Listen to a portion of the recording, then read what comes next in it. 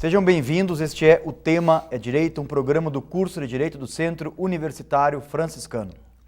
Não deixe de mandar suas sugestões de pauta para direito@unifra.br, que na medida do possível nós atenderemos a sua solicitação e confesso que assim temos feito com inúmeros e-mails que recebemos, com indicação de convidados, com indicação de temas, todos eles relacionados ao mundo jurídico, porque esse é o foco central desse programa. Estamos inaugurando oficialmente a temporada 2018, já fizemos isso duas semanas atrás, então um programa em certa medida repaginado, para 2018, para melhor atender às necessidades do nosso querido telespectador. Nosso convidado de hoje é o professor Vitor Hugo do Amaral Ferreira, professor do curso de Direito da Unifra. Seja bem-vindo, professor. Muito obrigado, professor Cristiano. Satisfação. Professor, o senhor é uma das referências em direito do consumidor da cidade, região, quiçá do país, professor, hoje, E agora, no último dia 15 de março, tivemos o Dia Internacional do Consumidor. Queria te ouvir um pouquinho sobre isso, por que essa data tão simbólica? E depois a gente pode conversar um pouquinho também sobre o passado, presente e futuro do direito do consumidor. Bom, na verdade, o dia 15 de março se comemora o Dia Mundial do Consumidor em função de um discurso do então presidente John Kennedy, que em 1962, nos Estados Unidos, ele direcionou uma carta ao Congresso americano pedindo que elaborassem normas de proteção ao consumidor.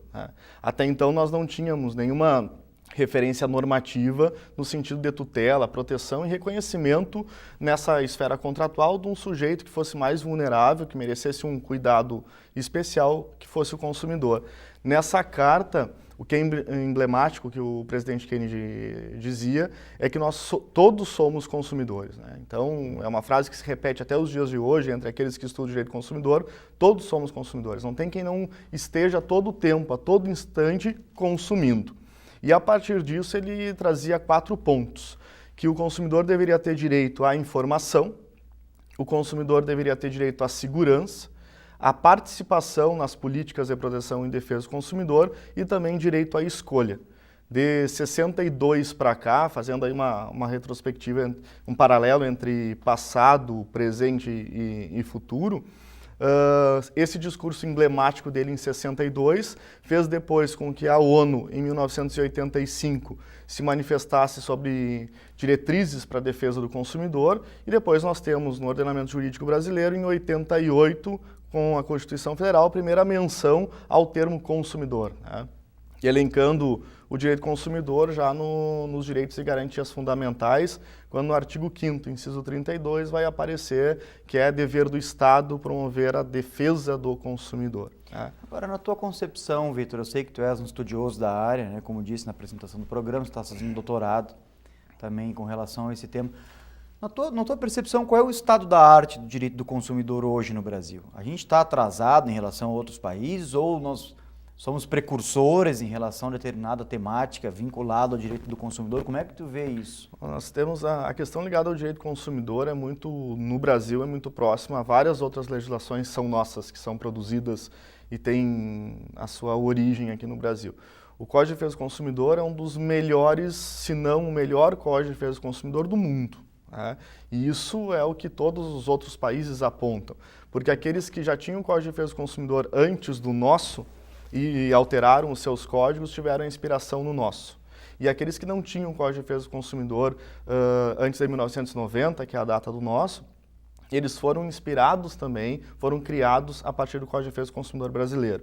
Então, o nosso é uma legislação que tem aí, em setembro, vai comemorar 28 anos de Código de Defesa do Consumidor no Brasil e é um código que ainda se mostra atual e repercute em vários outros países como uma legislação que inspira. Porém, o que nós podemos avaliar de ponto negativo é a efetividade do código. Ele não representa uma redução no número de reclamações, ele não representa um atendimento mais qualificado ao consumidor. Hoje nós vivemos, já tem um certo tempo, um ápice do direito do consumidor, onde as pessoas sabem que têm direitos, mas elas não sabem ainda quais são os seus direitos. E mesmo aqueles que vão em busca da efetividade, da solução de algum problema em sede de direito do consumidor, relação de consumo, quando elas se deparam com o poder judiciário, com os espaços administrativos, com o próprio saque, serviço de atendimento ao consumidor dos estabelecimentos, ele não tem um retorno qualificado, efetivo e que possa se dizer, então, que realmente se consolida, se efetiva o direito do consumidor no Brasil. Agora, interessante essa colocação que tu fazes, né? Principalmente pelo fato de que a maioria das legislações brasileiras, em alguma medida, elas vêm de outros países, né? Se você pegar, por exemplo, a tradição, né, de tantas áreas, sub-áreas do direito, nós temos, por tradição, né, como disse, essa, entre aspas, importação de legislações. O sistema processual é assim, o sistema civilista, o sistema penalista, penal. Então, nós temos por característica no Brasil esse tipo de ocorrência. Mas que interessante que o direito do consumidor aí parece que, né, nada contramão, nada contra a maré desse fenômeno. E acaba, então, produzindo, né, em 28 anos aí de história, uma legislação que se mostra interessante, mas que há problemas, então, no campo da efetividade. O que não se pode relacionar diretamente ao código, né? Tu acha que é mais cultural isso? Depende de políticas públicas mais avançadas? Nós não temos uma política pública nacional efetiva em torno da defesa do consumidor. Uma questão que se faz uma relação bem próxima assim, com a questão da efetividade é a própria função hoje que exercem as agências reguladoras. Eu tenho uma legislação de proteção e defesa do consumidor na área de planos de saúde, por exemplo. E, ao mesmo tempo, eu tenho uma Agência Nacional de Saúde que regulamenta dispositivos e resoluções mais favoráveis aos fornecedores do que aos consumidores. Né? Toma um partido diante desse cenário do mercado. Mesma questão em relação à telefonia. Nós temos hoje no Brasil, que é uma questão que acaba sendo contraditória quando se fala em defesa do consumidor, porque o consumidor contrata um serviço de prestação de serviço de internet por meio do telefone, tá? E nós temos uma resolução da Anatel que permite que esse contrato seja cumprido em até 20%. Então, o contrato paga 100%, mas o fornecedor não está obrigado a cumprir o seu 100%. E isso é regulamentado, isso é organizado por meio de uma agência reguladora. Então, a efetividade vem muito dessa função da ausência de uma política mais efetiva também. Agora, a gente fala muito em direitos do consumidor, né? Na tua concepção, Vitor, é possível falar em deveres do consumidor? Claro que sim. Até porque, pela uma lógica de direito, não existe um direito que na sua contramão não se coloque um dever. Quando a gente fala em direito de ir e vir, eu só tenho direito de ir porque na minha contramão tem alguém que também está vindo e nesse momento, quando eu estiver de frente com ele, eu tenho o dever de deixar que ele venha. Né? E quando se fala em direito do consumidor, isso é uma questão que de forma reiterada aparece. Quais são os deveres do consumidor? Uma questão que é muito clara, o consumidor quando adquire um produto, esse produto apresenta algum vício, se torna impróprio para uso e para o consumo. O consumidor não tem a troca imediata desse produto, isso não é um direito dele. Ele tem um direito do conserto. Então, se ele tem um direito do conserto, ele tem na contramão um direito do fornecedor de não trocar o produto de forma imediata e sim levar ao conserto. Claro, transcorrido aí 30 dias desse período de conserto, ele tem direito à troca, à devolução do dinheiro, o abatimento no preço. Né? Então, na verdade, eu digo que para todo direito existe na contramão um dever, e quando se fala em direito do consumidor, são sim direitos e deveres, né? Muitas vezes renegados, inclusive pelo próprio consumidor. Quando se fala que é um direito do consumidor exigir nota fiscal, né? Acho que é muito mais um dever, e é um dever que o consumidor não cumpre, não exige a nota fiscal. E aí depois, quando ele vai buscar conserto, vai buscar a solução de algum problema que ele teve, é justamente o elemento essencial ali da relação de consumo que ele estabeleceu, ele não consegue comprovar, né? Porque ele não tem a nota fiscal. E tu acha que nesse universo dos deveres aí entraria, por exemplo, a questão de educando para o consumo, né? Consumo e educação, a própria a questão lá do superendividamento e tal, isso não está relacionado mais com o plano dos deveres também do consumidor, de saber a hora de comprar? Claro que isso é cultural, né, também. A questão toda do dever ligada a essa política, a ausência de uma política, e quando você fala em crédito, nós temos um país que democratizou o crédito, né, socializou o crédito e isso gerou um aumento no consumo, mas aumentou o consumo e não houve o pagamento. E a ausência disso, o resultado disso, desse superendividamento consumidor, é sim a ausência de uma educação financeira. E é só um recorte, né? Educação para as finanças, educação para o crédito. Pensa que nós recebemos crédito, mas nós não sabemos lidar com esse crédito. E aí tem uma questão que é bacana também de frisar, porque o consumidor existe, a razão de proteger o consumidor existe do reconhecimento, esse é o grande princípio, existe do reconhecimento da vulnerabilidade desse consumidor. Nós somos consumidores e por isso somos vulneráveis, porque nós temos do outro lado um sujeito que é mais forte, que é o fornecedor. Mas essa vulnerabilidade hoje, num presente então, e num futuro, ela é encarada de forma multifacetada. Eu não tenho uma vulnerabilidade, que é fática. Eu tenho várias vulnerabilidades. A vulnerabilidade técnica, a vulnerabilidade informacional, tem se falado em vulnerabilidade cognitiva, psíquica, comportamental. Né? E aí, num ponto que eu tenho o consumidor, de um lado, trabalhando a ideia de marketing, de publicidade, na outra ponta eu tenho um fornecedor que fala de neuromarketing. Tá? E na educação, o sistema funciona dessa forma. Na educação financeira, quando nós vamos, uma questão simples, eu falo muito para os alunos em aula. Quando nós vamos ao banco, quando nós verificamos o nosso extrato bancário, tá? Se eu tiver R$1.000 depositado na minha conta e eu tenho um limite de R$4.000, o saldo que o banco me informa é de R$5.000. Tá? Eu não vejo que eu tenho um saldo de 1.000, eu já tenho um processo do mercado, um processo do fornecedor, para que eu já faça a leitura. Não, eu tenho 5.000 disponível. Não tenho 5.000, tenho R$1.000 e 4.000 aí a ser emprestado. Então, e também não me diz a informação no próprio extrato de quanto é o juro, de quais são as taxas no uso desses R$4.000. Então, isso é só uma questão ligada ao endividamento, ao crédito, mas tem várias outras questões também de educação. Se discute muito a questão da publicidade direcionada ao público infantil. Né? As crianças, em média, hoje no Brasil, tem uma pesquisa do Instituto Alana, que apontam que as crianças ficam uma média de 5 horas frente à TV no Brasil. Isso representa que elas vão assistir 550 comerciais. Tá? Então, desses 550 comerciais, quando se fala de uma televisão a cabo, onde eu tenho um canal específico que é 24 horas de desenho animado, e que no intervalo daquele desenho animado é o mesmo personagem do desenho, agora oferecendo brinquedos, então é uma questão de educação. Né? Acho que nós podemos, no segundo bloco, partir exatamente desse ponto, professor. É possível? Vamos fazer um intervalinho super rápido, 30 segundos. Ok. Não saia daí, nós já retornamos, como disse, é rapidíssimo.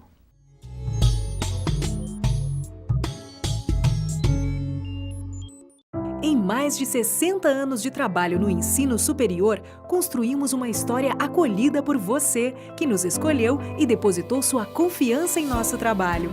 Nesse caminho, trilhamos esforços em conjunto, na certeza de que seriam recompensados. Já fomos FIC, FACEM, FAFRA, Centro Universitário Franciscano, Unifra. Agora, somos a universidade que você escolheu. Somos Universidade Franciscana. Somos você.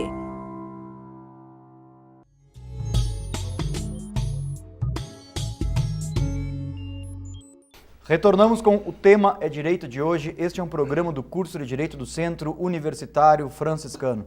Estamos abrindo oficialmente a temporada 2018 desse programa, um programa plural, democrático, que existe há 5 anos já, basicamente, e que tem a missão, então, de levar até a sua residência, até onde você estiver, até porque nós temos, né, a possibilidade de acompanhamento do programa pela internet, de discussões, temas relacionados ao mundo jurídico, porque esse é o foco central desse programa. Nosso convidado de hoje, professor Vitor Hugo do Amaral Ferreira, professor do curso de Direito aqui da Unifra. Há bastante tempo, não, professor? Dia 1º de março deste ano fechou, são 13 anos de docência na Unifra. O curso de Direito da Unifra ele tem essa peculiaridade, né? Eu tenho dito bastante, seguidamente isso aqui no programa, que os nossos professores são professores há bastante tempo no curso. Eu tenho na verdade, são 18 anos de Unifra, né? Os 5 anos da graduação, na sequência, eu nunca saí da Unifra desde 1999, quando eu entrei na graduação. Agora, aproveitando o ensejo disso, professor, o que mudou dentro de sala de aula em relação ao direito do consumidor? Assim, em termos metodológicos, o senhor acha que há possibilidades de enfrentamento de novas de novas frentes, aí, principalmente em razão agora aí, né, da necessidade de curricularização da extensão. Exato. Na verdade, a possibilidade de trabalhar com o aluno, o currículo continua praticamente o mesmo. Né? O nosso plano de ensino, aquele de 99 até agora, é o mesmo programa. A forma de trabalhar isso mudou significativamente. Né? Eu digo para os meus alunos apresentando o plano de ensino, se eles chegaram em sala de aula pensando que vão trabalhar o código exclusivamente, como funciona a norma, não. Hoje se fala muito mais num contexto de aplicação do Código de Defesa do Consumidor, qual é o cenário, o discurso, por exemplo, de praticamente todo o primeiro bimestre é muito mais de entender qual é o paradigma da sociedade de consumo do que propriamente falar de direito do consumidor. Né? Porque a aplicabilidade do Código de Defesa do Consumidor está muito associada a isso. Que sociedade é essa? Quem são os consumidores? Quem são os fornecedores? Nós vivemos num espaço de assédio ao consumo. Né? Falávamos no bloco anterior da questão ligada às crianças e tem se trabalhado o reconhecimento dessa vulnerabilidade do consumidor e já se fala numa hipervulnerabilidade ou numa vulnerabilidade agravada, que são aqueles sujeitos que, entre os vulneráveis, eles são mais vulneráveis do que os outros. Entra a criança, entra o idoso, o analfabeto, que está dentro de um cenário de uma sociedade de consumo também. Quando eu falo analfabeto, nós temos muito também analfabetos funcionais. E aí tem toda uma releitura das próprias bases contratuais. Nós falamos lá em princípio da autonomia da vontade. No direito consumidor é quase que um princípio esquecido ou inexistente, porque nós não exercemos a autonomia da vontade, na medida que a autonomia da vontade é liberdade para contratar, com quem contratar, o que contratar e como contratar. Se nós vamos buscar um plano de saúde, uma TV a cabo, uma internet na nossa residência, nós escolhemos o pacote, então nós temos a liberdade de escolher o que contratar. Como contratar? Não. Então é um princípio que tem que ser revisitado dentro dessa lógica das relações de consumo. A própria boa-fé objetiva, que também é uma relação daí que envolve toda uma sociedade. Quando nós falamos de sociedade de consumo, ela está inserida na sociedade macro. E nós não confiamos mais em ninguém. Então isso é muito presente nas relações de consumo. Não existe aquela regra mais da boa-fé objetiva que todos estão de boa-fé até que se prove o contrário. Eu brinco também em sala de aula com os alunos que parece que é o inverso, né? Se impera que todos estão de má fé até que se prove o contrário. Então a relação de consumo é muito disso.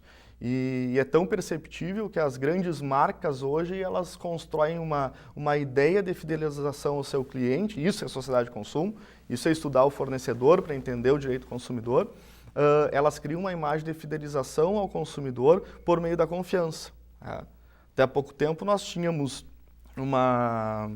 um produto, uma carne que foi lançada no mercado, um frigorífico que vendia carnes no mercado, que ele tinha, o seu slogan era, né, o F de confiança. Então se cria uma confiança, se buscam personalidades, as agências publicitárias pesquisam quem são os maiores artistas que tenham maior confiabilidade na sociedade, que possam gerar uma ideia de identidade com o consumidor, e eu vou a determinada instituição financeira porque lá eu tenho um sujeito, um artista hoje no cenário nacional que é jovem, negro e bem-sucedido. Então, pesquisas também apontam que existe uma camada social na sociedade brasileira de jovens negros bem-sucedidos e eles precisam se identificar com quem fala a mesma língua ou seja parecido com eles. Agora, essa percepção, essa compreensão do fenômeno jurídico, né, da forma como você relata, né, em sala de aula principalmente, a gente ter deixado um pouco de lado os comentários objetivos da legislação, né, tentando estabelecer um processo de troca ali em sala de aula a partir de um direito mais relacionado com a fenomenologia. Exato. Como isso alterou, né, metodologicamente o ensino do direito?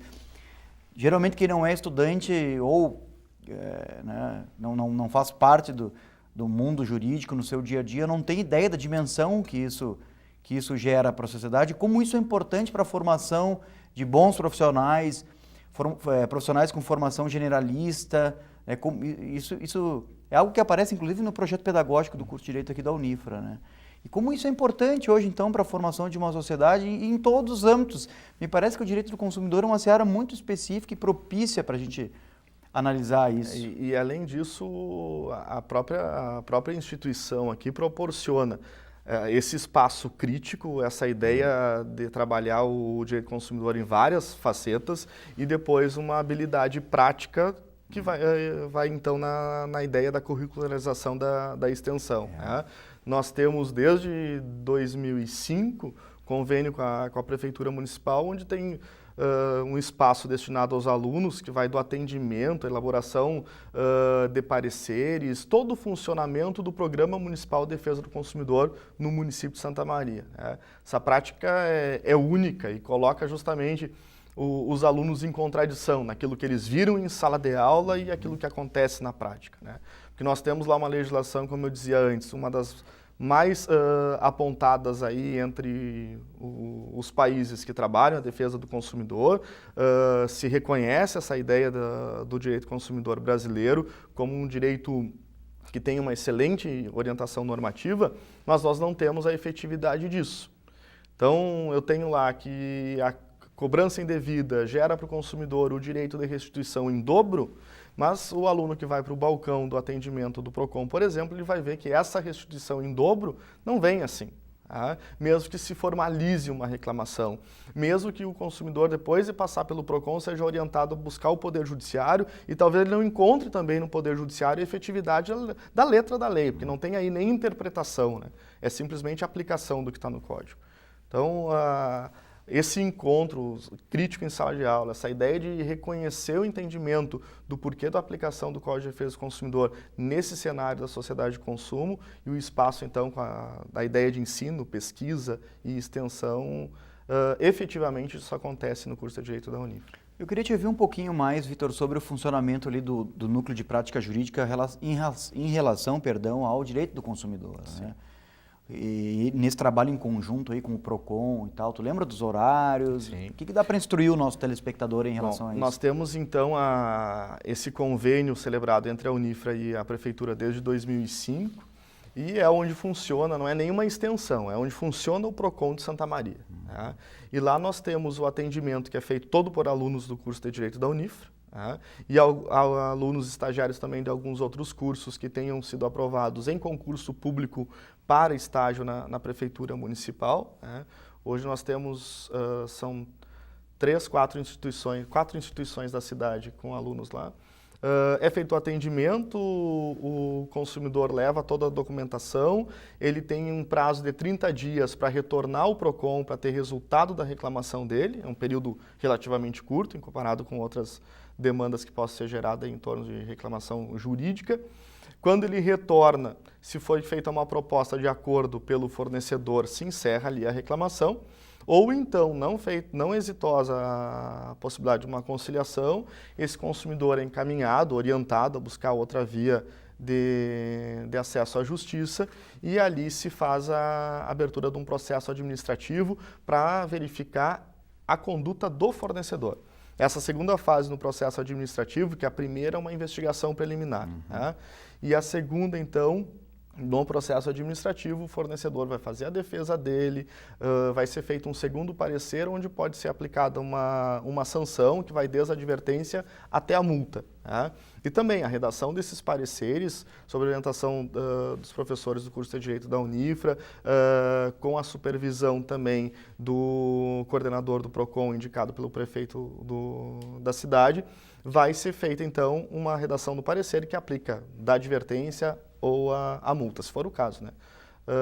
Então, tudo isso passa pelos nossos alunos, desde o atendimento, recebimento da documentação no cartório, redação do primeiro parecer, de um segundo parecer. Como eu disse antes, é uma experiência única, tão única, que são várias as outras instituições que já fizeram visita ao curso de Direito para buscar esse modelo, uma orientação que vem tanto de instituições de ensino quanto do próprio poder público municipal. Outras prefeituras já vieram aqui saber como funciona, como se deu esse convênio e a parceria entre a Unifra e a Prefeitura. Vitor, eu queria te parabenizar pelo trabalho que vem desenvolvendo aqui na Unifra durante todos esses anos, né? Principalmente ali na liderança da supervisão de estágio junto com o PROCON, e dizer que as portas da TV estão sempre abertas. Eu agradeço a oportunidade, coloco sempre à disposição, professor. Agradecemos também a você pela audiência e fique ligado nos próximos programas da TV Unifra. Até a próxima.